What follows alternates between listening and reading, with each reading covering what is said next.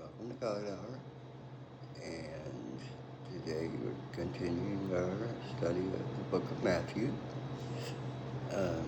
We're up to chapter 4 now,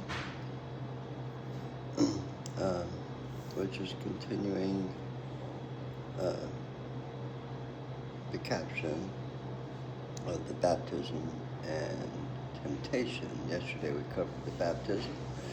Today we're going to cover the temptations of Matthew 4. King James Version, as is my wont. Verse 1.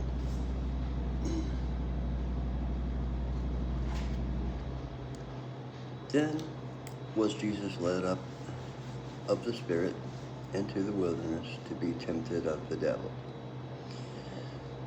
And when he had fasted 40 days and 40 nights, he was afterward an hungered. This is kind of why I love the King James Version so much. The novelty, the antiquity of the archaic language.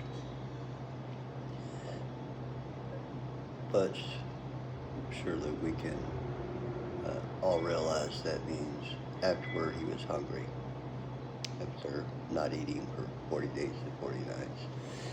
And of course, it's impossible to go 40 days without food, except for the Lord. But that, he didn't say he went without anything whatsoever. He had fasted, which a lot of times there are exceptions to be made when you're fasting. I'm not going to get into that because, for all I know, Jesus didn't even drink water during those 4 days. That's certainly within his power. Or maybe not at that point, because he's being tested at this point. And why would God test his own son? Well, if you're a father, which I'm not, my father tested me a lot.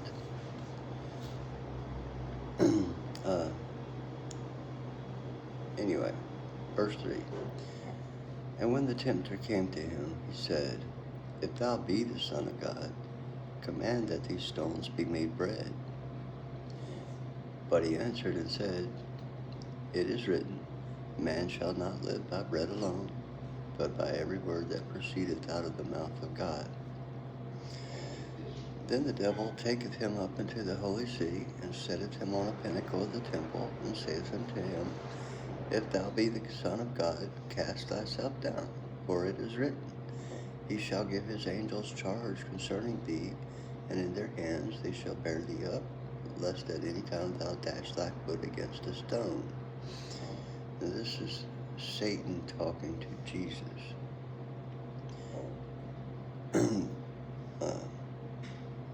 Blaspheming, which Satan apparently has no problem with. It's the very essence of Satan is to blaspheme. But he's quoting scripture. For it is written, He shall give his angels charge concerning thee, and in their hands they shall bear thee up, lest at any time thou dash thy foot against a stone. Saying to Jesus, well, if you're the Son of God, then all you got to do is jump off this cliff, this tall building, and the angels will catch you and prevent you from being harmed. But Jesus said unto him, It is written again, Thou shalt not tempt the Lord thy God. Very important there. Just as you would not tempt, taunt a grizzly bear or a lion, or even a generally docile creature like a horse or something, even though they appear passive and harmless. If you piss them off, they're going to kick your ass.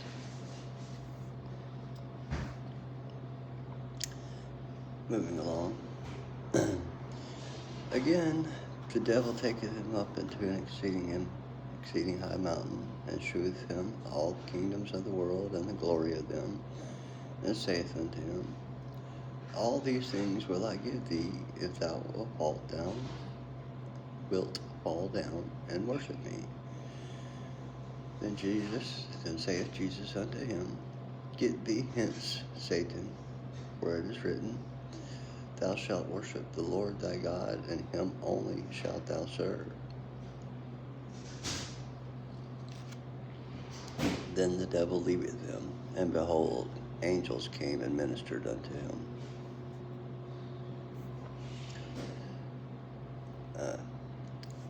Which brings us to the caption of Jesus' work in Galilee. Verse 12. Now when Jesus had heard that John was cast into prison, and we remember we're talking to John from the baptism of John the Baptist, which was a very close friend of Jesus,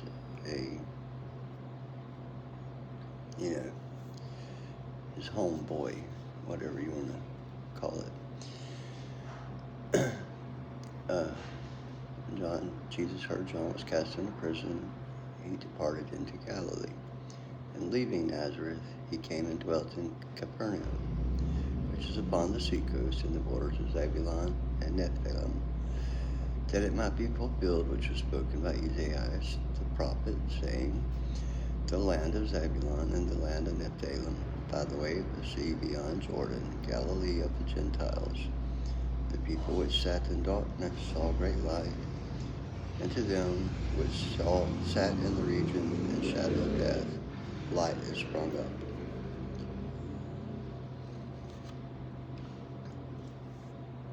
I'm not going to pretend that I know much, if anything, about Isaiah, the prophet, but clearly, as a prophet, he had a vision, which is what prophets tend to do, and saw that this was going to happen. And I'm not going to read through all that again, but the people who sat in darkness saw great light. We'll get back into that perhaps as we get deeper into the session today.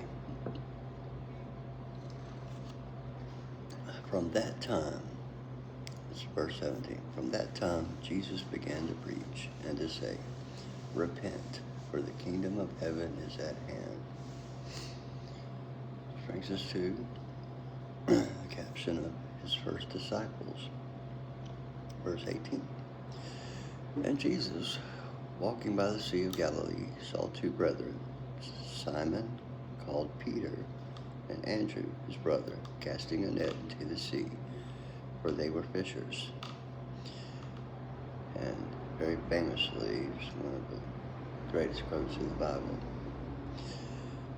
Verse 19, And he saith unto them, Follow me, and I will make you fishers of men. And they straightway left their nets and followed him. And going on from thence, he saw other two brethren, James, the son of Zebedee, and John, his brother, in a ship with Zebedee, their father, mending their nets, and he called them, and they immediately left the ship and their father and followed him. So, clearly, it's a different John.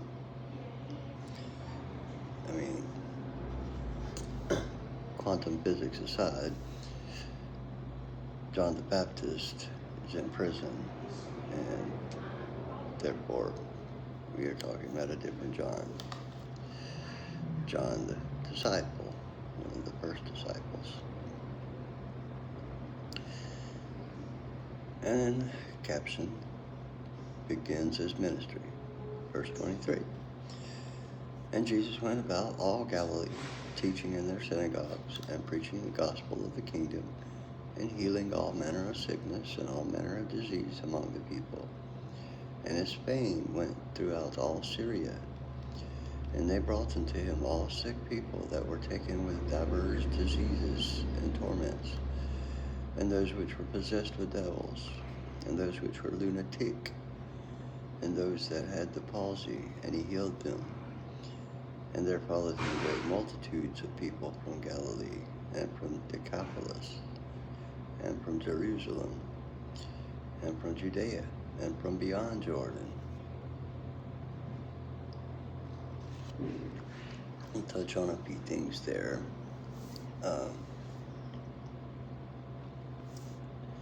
Realize at this point that Jesus is becoming a celebrity, a rock star in his own right. Verse 25 it says, and there followed him great multitudes of people, roadies, groupies, rather, people from Galilee and from Decapolis, Deca meaning 10, Polis meaning city. I guess they named that city the 10th city, or the city of 10. Never mind that, it's just a brief touch on the language of the Greeks. And from Jerusalem, from Judea, and from beyond, basically. So there's people following him from all these places. And why not? Because he's able to heal diseases and drive out demons, people that were possessed with devils, those which were lunatic. And interestingly enough, they spell lunatic with a K on the end, and the K, the King James Version, using lunatic as more of an adjective, where today we would say someone is a lunatic, not that they were lunatic, a lunatic person. We would just say they're a lunatic.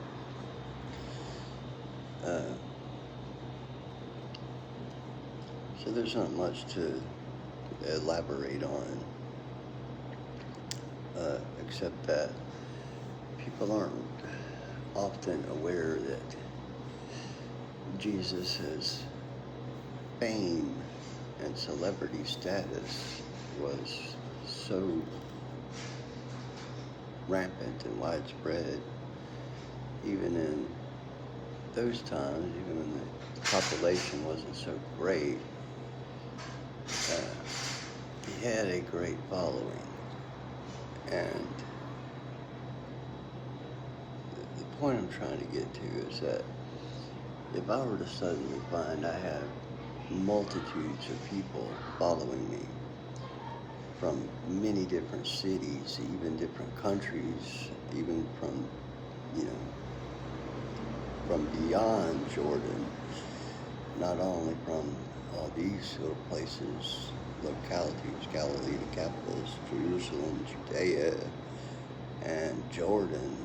We could look at a map and see that if that were to happen to me, or probably you, or anybody, your ego and pride and so on and so on would swell so greatly that it would overtake your ability to remain humble. And I fear that that's what we see a lot in these mega churches. Now, if you're a member of a mega church, I'm not judging you or saying it that you're going to a bad church or anything like that. As my pastor carefully explained to me after I complained about a church that I was attending and how it just did not feel good to me. He taught me very wisely, well, Rob, not one church is the right church for everybody. What works for some people doesn't work for others. And lo and behold, I joined that other church and was much happier there. I felt more comfortable, more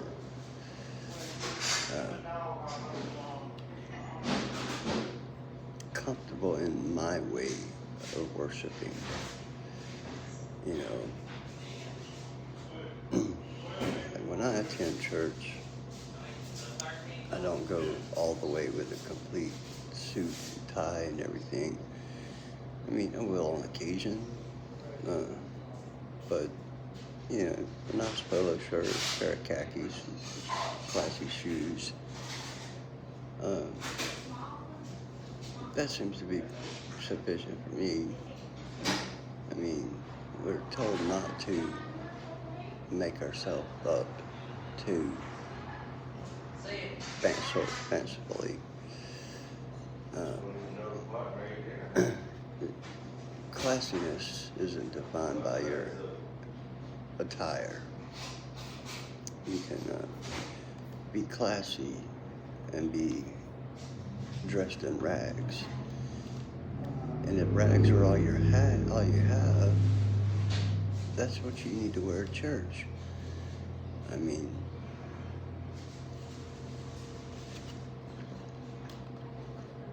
no rightful church has ever, righteous church has ever turned away somebody for what they are wearing. I believe. I mean, that's my opinion. I can't back it up with any, data, scientific data. But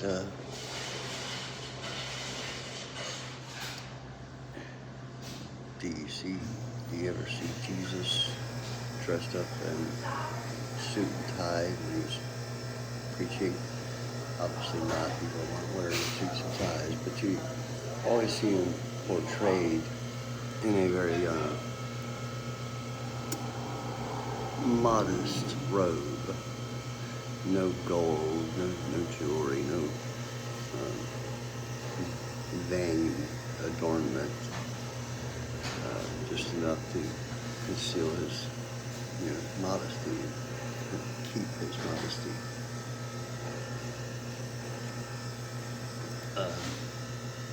But out of respect and worship and adoration for the Lord, I do present myself in a little better, my quote, Sunday best,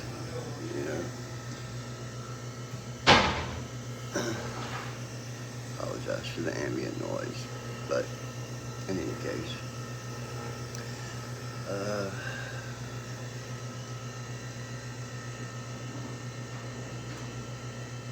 there was one thing I wanted to touch on.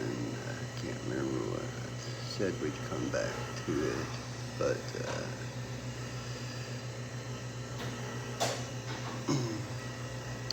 I guess it's here at verse 11 when then the devil leaveth him, and behold, angels came and ministered unto him. What do you think that line means to you? I believe this is where we shifted from before Christ to AD Anno Domini. This is what it used to be called. They now like to say BCE, I think, before the Common Era, and then AD, I don't know what they call it now. Anno Domini means year of the king. Actually, the King of Kings, Anno Domini, Latin for year of the ruler, king, dominant, dominion. uh, because, and I don't know this, I'm just reading and interpreting and hoping that you'll do the same and share your thoughts. But the angels came and ministered unto him. Angels came and educated Jesus. I mean, he was the Son of God, but he was also mortal, and he had to be taught all these things. He didn't just know everything because he was born of the flesh. I don't mean that he was born from fleshly consummation, but born into actual flesh as a mortal, and therefore is subject to the things that we all are, needing to be taught how to do things at a young age, how to walk to start with, and then how to talk, and then later on how to preach. I mean, people don't just become preachers overnight. They have to study and be taught. So I'm interpreting this as the angels brought the wisdom in great magnitude.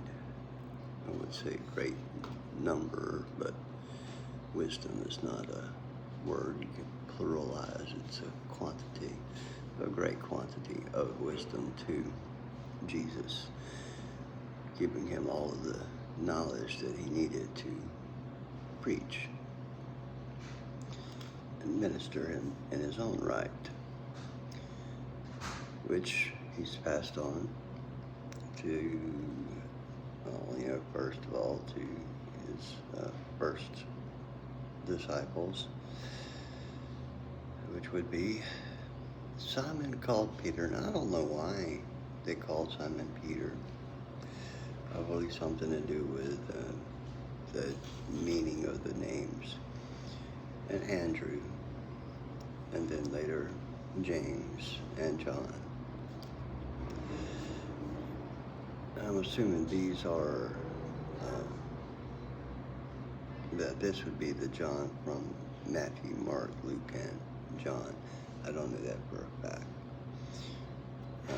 But anyway, that's our God Hour. We've almost hit that subscriber number. We need just a mere 11 more. So a subscribe would be great. We can start doing this live and asking questions each other. That would make me very happy to be able to ask and hear responses of you viewers and take questions from you and try to answer them. But even if I can't, somebody else might be able to, and so on and so on. So your comments, your likes, your subscribes, just your views, they're greatly appreciated. I can already see we are picking up subscribers on a more regular basis. So thank you all. Have a great day. I'm going to go do mine, and I will see you in the morning for Matthew chapter 5, the Sermon on the Mount. God bless you all. Have a great day.